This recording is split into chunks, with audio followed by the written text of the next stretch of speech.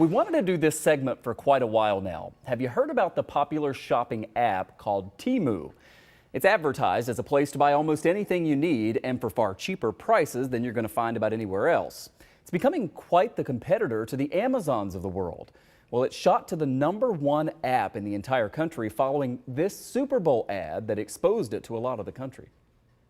I'm shopping like a billionaire. I get it straight from the makers. I'm shopping like a billionaire. Download the TEMU app and shop like a billionaire.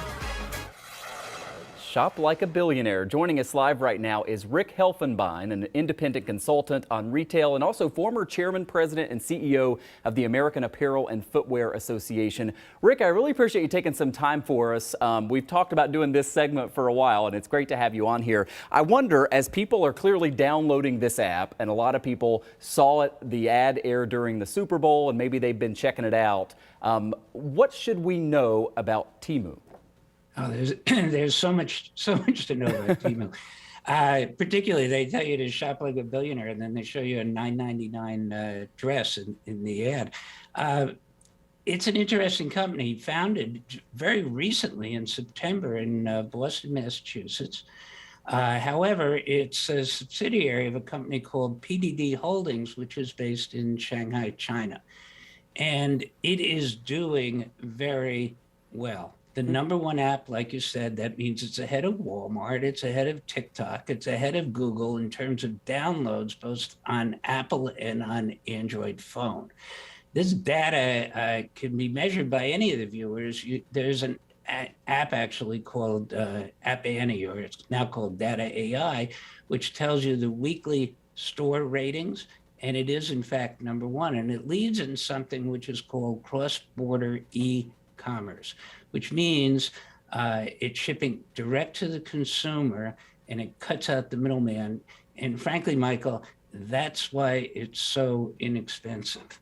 Yeah, that was going to be my next question to you, because when you look at the prices on here, some things, I mean, I was shocked at some of them. I mean, you're looking at things that would normally cost 10 or 15 bucks, sometimes on there listed for $2 or $3. And I was like, how is this possible? And then you go into the reviews and you read stories online, and some of the products are actually pretty good. But you're saying it really comes down to how they're able to, I don't know if get around is the right word, but deal with tariffs and taxes and all the complicated financials around all this. Yeah, there's an interesting story behind this. It goes back to March of 2016 when, like people used to get off cruise ships in Miami coming back from the Caribbean with watches stuffed in their socks.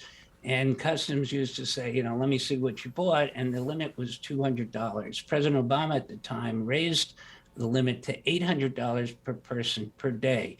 Quite frankly, that law was a little too loosey-goosey. And people overseas picked up on it right away. They go, whoa, you mean we can bring into the United States per person per day $800 each. So a lot of these companies sprung up, one of which your viewers probably heard of, called Shein, which is really, really popular if you have teenagers in the house. And Shein, the difference with Shein is they primarily focus on clothes, men's, women's, mostly women's. But TEMU has 29 different categories of merchandise. And they're shipping in under what this law change is called 321 de minimis. They're shipping into the United States and they don't pay duty. The goods are not inspected. They don't pay taxes. If you're a big store, like you mentioned at Costco before, goods come in by container, they're inspected, they pay duty at the port. None of this happens when you come in under the de minimis category, which is how these goods are shipped. It's perfectly legitimate, it's perfectly legal. It's perhaps a glitch in the law. And one of the concerns may be that the government is going to take a hard look at this. They're aware of it for sure. Yeah. And that could be a glitch in the system. Rick, I've only got about 30 seconds left, but I want to ask you about some of the criticisms of this, one of which is it takes a long time to get delivery.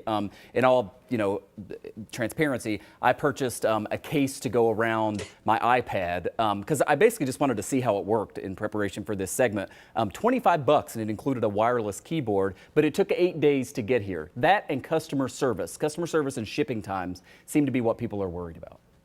Well, when you live in the world of social media and you're on the internet, you can be praised and you can be criticized. And they offer a lot of wonderful things like free delivery in many cases and ease of returns in many cases. But if, we're used to Amazon, order it on Monday, get it on Tuesday. Right. So it remains to be seen. Like I said, they will be praised and will win in the world of social media. Or if, doesn't work out, social media is going to tell you that too. Rick, love to have you back on. I have about 1 million questions related to TEMU and a bunch of other stuff. Rick Helfenbein is an independent consultant and former chairman, president, and CEO of the American Apparel and Footwear Association. Hope to see you again, Rick. Thank you for your time. Thank you.